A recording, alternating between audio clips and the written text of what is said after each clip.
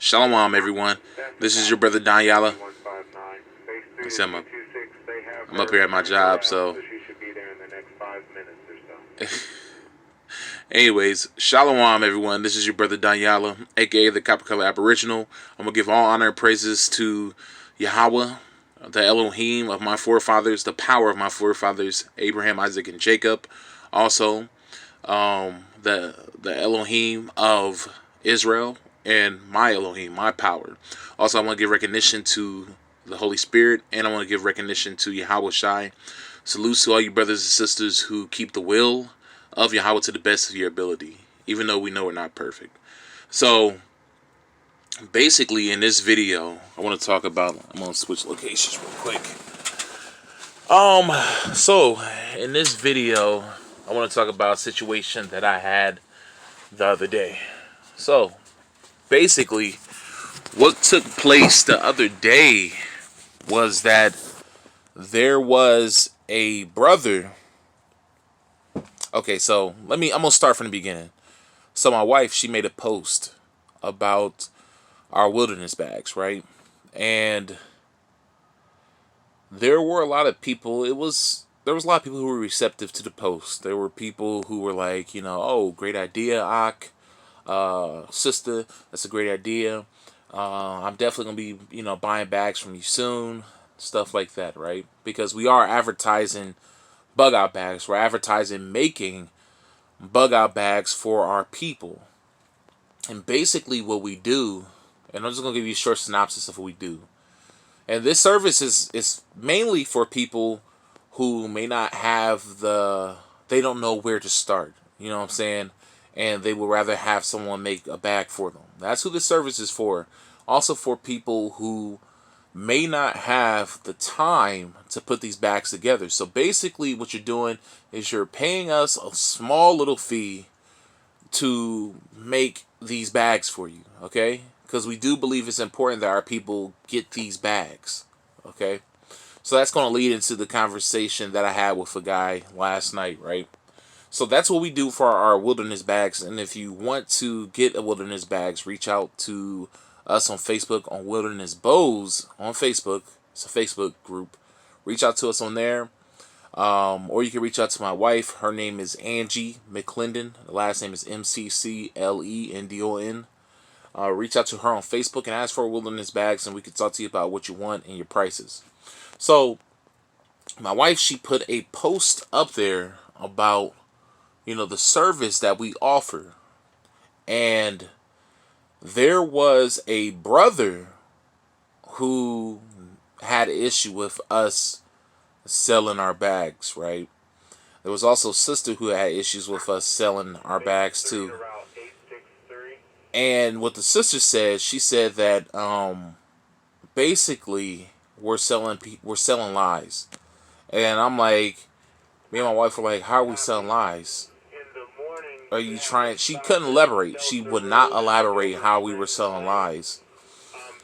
She did continue to argue, but she would not elaborate her point on how we're selling lies to our people.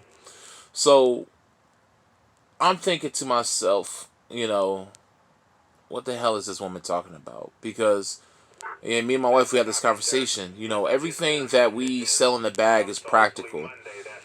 Anybody who has ever been primitive camping or just even do like bushcraft type of stuff, which is making fires and stuff like that, I'm gonna tell you, we sell in our bags fire making tools. We sell water filtration purification. Also, it comes with medical kit. Comes with blades, stuff like that, so you can process wood and food and stuff like that, right? Anybody who has done bushcrafting or has even did primitive camping where you're living off the grid. I'm talking about off the grid. You're not at a campsite. You're not at a even if you do it at a campsite, but we have done primitive camping where we're literally in the middle of nowhere camping out for a few days to a week. You know, anybody who has done things like that, even when it comes to camping on a campground, but you're living out in tents and stuff like that, and you have to make your own fire, they know the importance of a ferro rod. They know the importance of a mag bar, okay? People who do primitive camping and stuff like that, they know that it's much easier to use a fire making tool than it is to do a bow drill. Anybody who has camped, and done primitive camping and things like that, they know what a bow drill is. It's basically a primitive tool that you make out of stick and cordage to start a fire. It can be very, very difficult for people who are inexperienced, and it is difficult for even people who have experience with these type of things. So we're not selling lies. A ferro rod will definitely start you a fire if you know how to use it. And it's very easy to use for the most part. It's very easy to use. You can learn how to do it one time, and you'd be good for the rest of your time using that ferro rod. So it's not like we're selling lies. So I don't know what the sister was talking about, but there was this particular brother. His name was Judah Israel. He basically had an issue with us selling the bags because he's like, well, it's the end of the world. Our people need these bags to save their lives. Why are you selling to our people? And I'm like, that's the very reason why we're selling these bags to our people, because they need it. And he was like, well, that's like you being shot, and then a brother comes to you like, hey, well, if you want me to take you to the hospital, you have to buy gas for my car. I'm like, no, that's a false equivalency. And honestly, when I was arguing with this brother, I don't even think he knew what a false equivalency was. I don't even think he understood half of the stuff I was saying because, I'm not trying to be prideful or anything like that, but this brother is one of those people who say a whole lot of things to try to make himself seem smart, and he doesn't make a lick of sense at all. And then he just bounces around from subject to subject to subject. So like I said, he gave me that example. And I'm like, how is that even close to what me and my wife are doing? I was like, what, I'm gonna give you something equal to the example that you used. Basically, it would be like us having our bug out bags, and we're like, oh well, sister, we see that you're starving right now, or we see that you're freezing to death right now, and you need a fire. In order for you to make that fire so you won't freeze to death, I'm going to sell you this ferro rod. That's what that is. That's an equivalency. But he gave a false equivalency because I told him, I was like, bruh, nobody's in immediate danger right now. Yes, danger is coming. This is why we want our people to get prepared. But there's no immediate danger right now to where our people need bug out bags right at this second. Because if there was, we wouldn't even be able to get those bags out fast enough in the first place. You know what I'm saying? So, and then we were like, secondly, who's going to be paying for this? Because he said that he literally seen homeless people make these bags for free. And I'm like, what are you talking about? Those backpacks that homeless people have, they usually have mostly their clothes in it. They may have a little bit of food, there may be some tools, but they're nothing like a bug out bag. A bug out bag has all the necessary essentials. Most bug out bags, every bug out bag should have the major essentials, which is fire making tools, water filtration, because you don't want to be out there drinking dirty water, tools for processing wood and food, and things to get you out the elements, things that will keep you warm and keep you dry, like tents, sleeping bags, different types of tools to keep you warm and dry. A lot of homeless people don't have that stuff. I will say that a lot of homeless people's backpacks I would say a lot of homeless people are more prepared than the average brother and sister who is still mostly dependent on this society. But I was like, our bags, my bag alone costs about $1,000 with all the stuff that I have in there, because I literally have tools in my bag to build a home. Like I kid you not, I have tools in my bag to literally build permanent housing in the wilderness. How many people do you know have wood shaving tools and chisels and debarking tools in their bug-out bags? Not too many people, okay?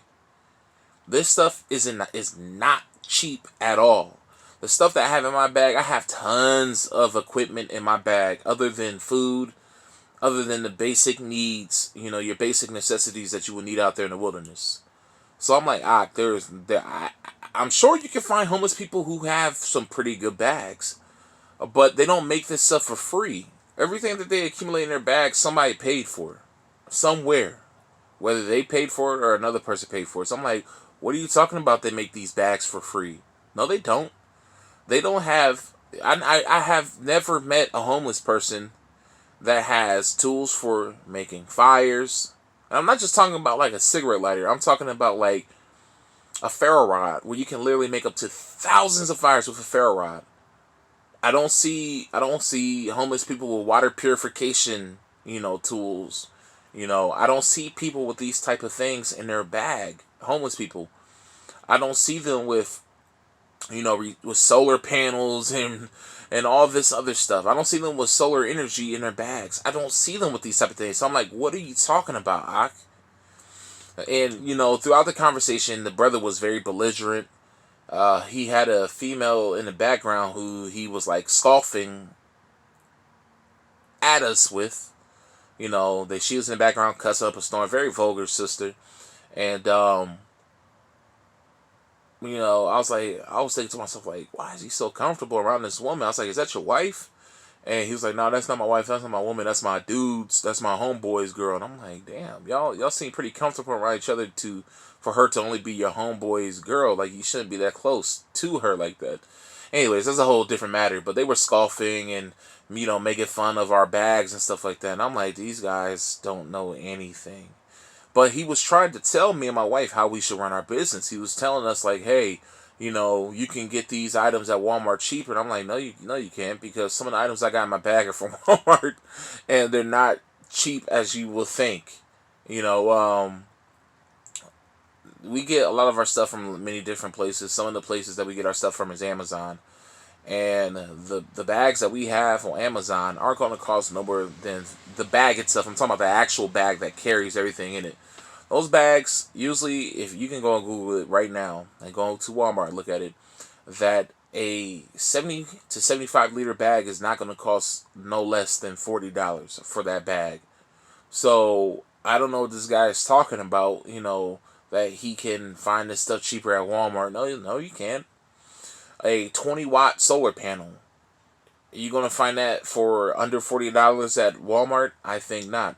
So it's not like we're chipping people out of their money. The only thing that we're doing is we're being paid a little bit of money for our time, because we could be doing anything else right now. We could be taking care of our bags. We could be taking care of our family bags. But people, the little commission that we do get is just for our time spent. Because it takes time to research these items.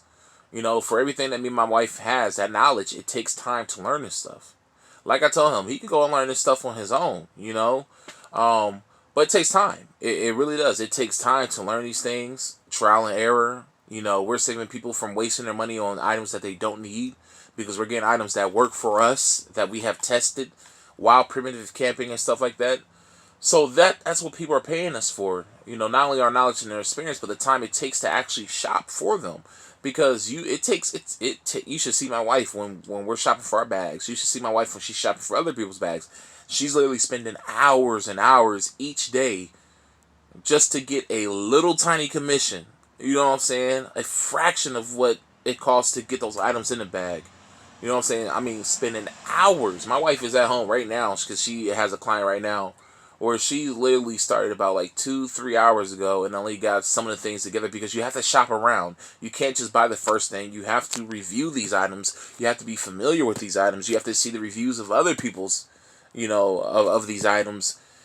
You just don't buy the first thing you see. You want to buy something that actually works. So it's not just a simple process of, hey, anybody can do this. Yeah, sure. If you take the time to do it, yes, anybody can do it. And that's what I told the brother. But I told him that they're paying us for our time. But everything else in that bag, majority of the price of the bag, 95% of the price for the bag is simply off the items themselves. Because once you start buying these items that you're going to need for your bag, it stacks up. And it adds up real quick. So, I was like, well, since you think we should be giving these bags away for free, because that's what he said. He said we should be giving them away for free because our people need them and all this stuff. And I'm like, well, since you think that we should give them away for free, and you said that you can find these items much cheaper, and you seem like you know how to do this better than we do, and you're saying that it's morally right for us to give these bags away for free, since you have that concept down, it seems, why won't you go and make these bags for free yourself? Let's see you go and spend $350 of your own money and give these bags away. Let's see you do it. Why don't you lead by example? But he kept deflecting. Every time I said that, I was like, why don't you lead by example? Why don't you go and do it yourself, since you have this idea? Nah, brother, it's not even like that. No, that's not what I'm talking about. Blah, blah, blah. Just excuses after excuses. So I told him, I didn't really want to get super disrespectful with the brother, but I told him is like, brother, you sound like a beta male. You literally are up here dry begging a woman to spend hundreds of dollars on you and give it to you for free.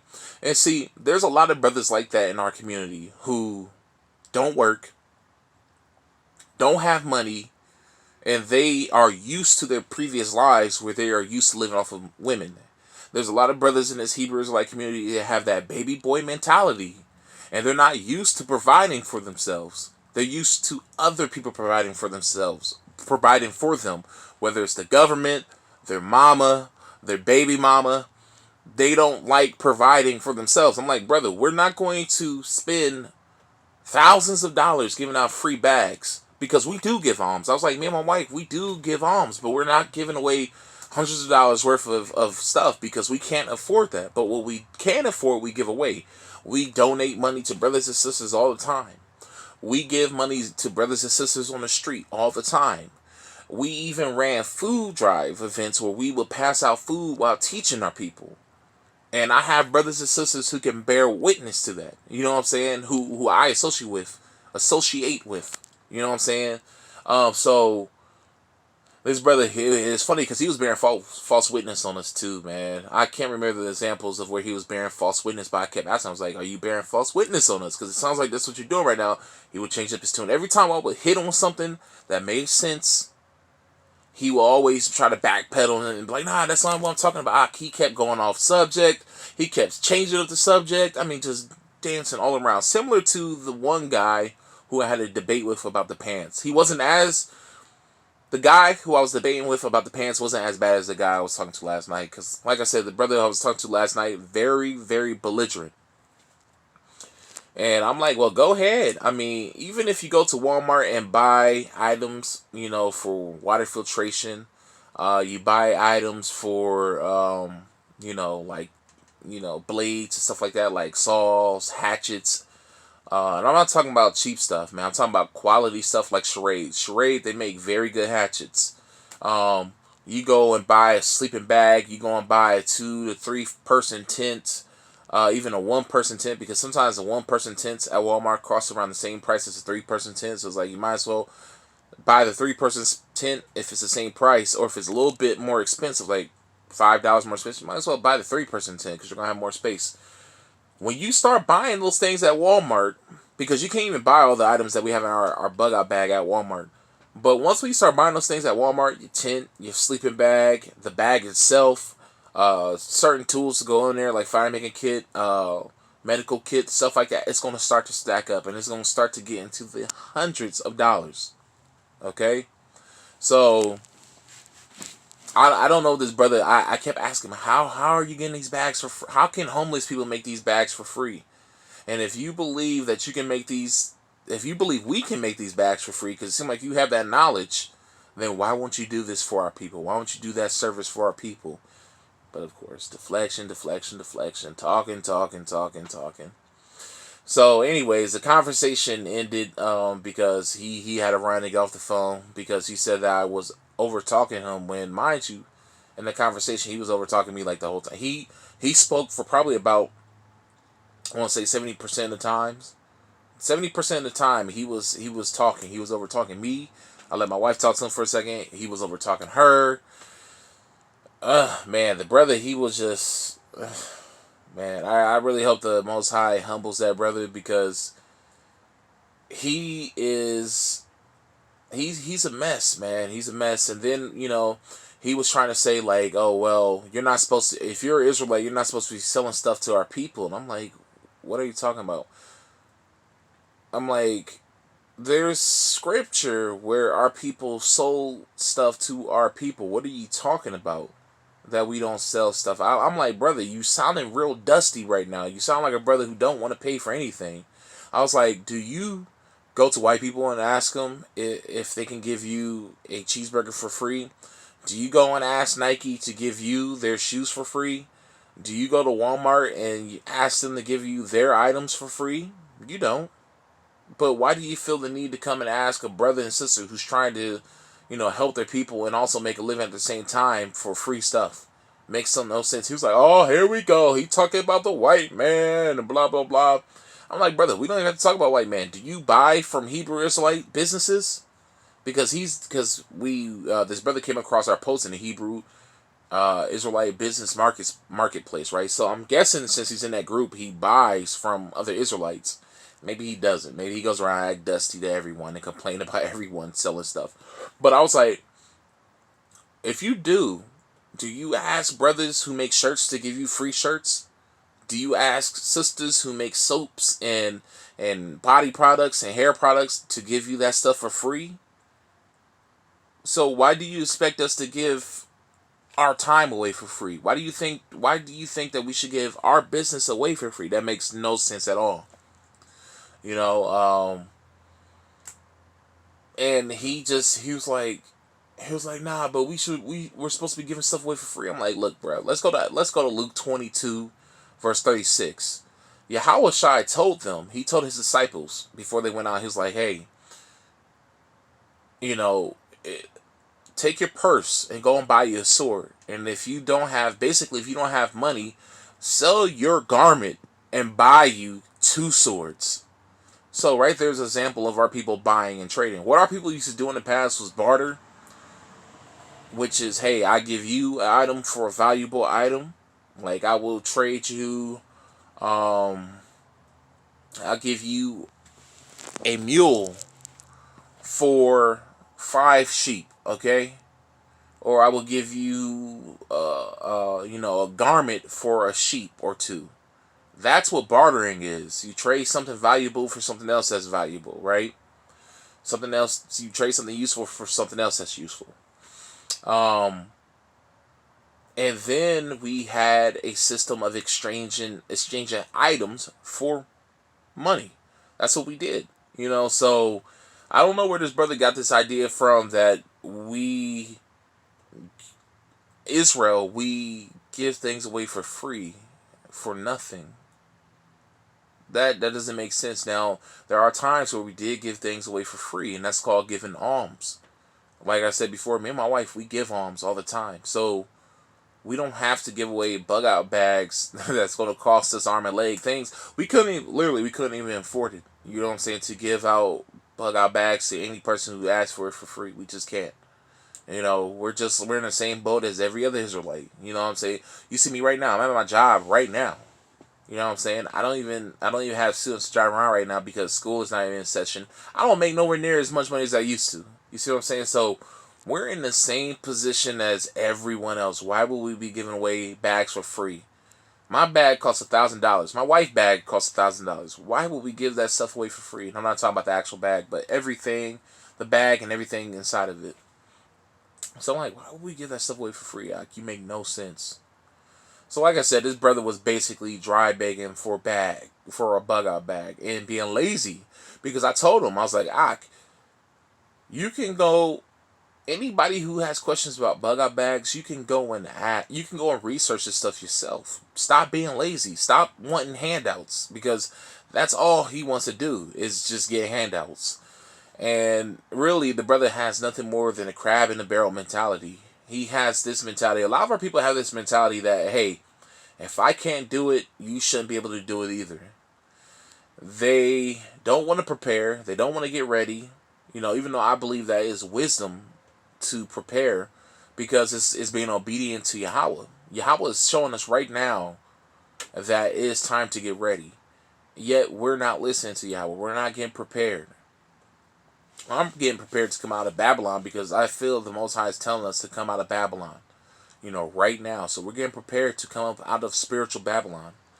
Um, but yeah, the brother, man, lazy dude, man, because you could really take the time to go and do the research yourself and find out what you need to go in your bag. Me and my wife, we did our due diligence, and we expect other people to do their due diligence too. We will take our time out to help you out a little bit, but we don't have time for that. We have our own lives to live. We have our own families to take care of.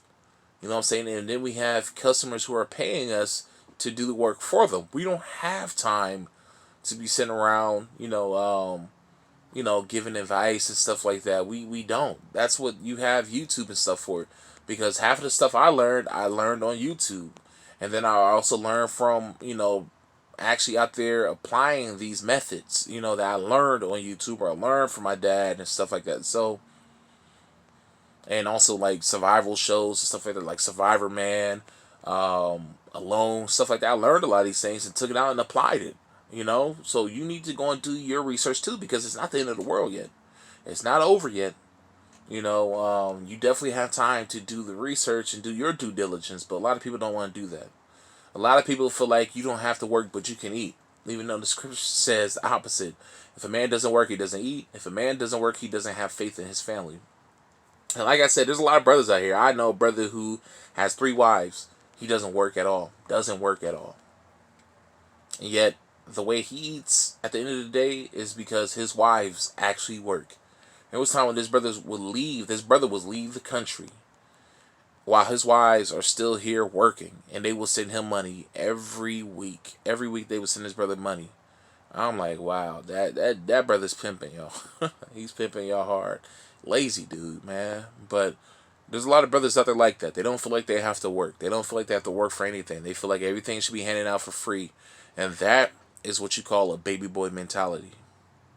Anyways, the other thing I want to talk about before I get up out of here is so of course everybody's fully aware of what happened in DC a few days ago. I had a coworker of mine who does shuttle busing. He does shuttle busing for a company that I used to do shuttle busing for.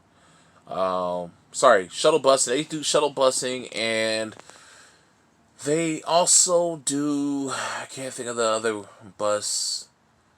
Basically like Greyhound. I used to do that at the same company he does it at. And he took a bunch of people to DC. And he took a picture of him in DC. And he took another picture of like white people getting on his bus, right? So there was a sister who got on his post and was like, "You took white people? You took Trump supporters to DC?"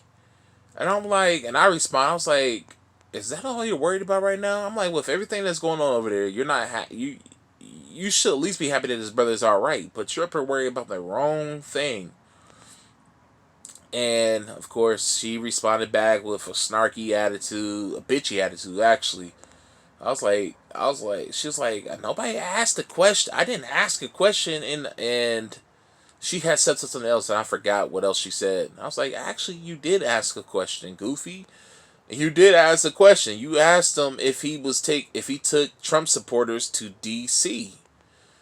So I'm like, you did ask the question, Goofy, and then I said something else to responding to the other part of her comment, and it's funny because she went in on the brother. She was like going hard, so hard that he had to delete the post.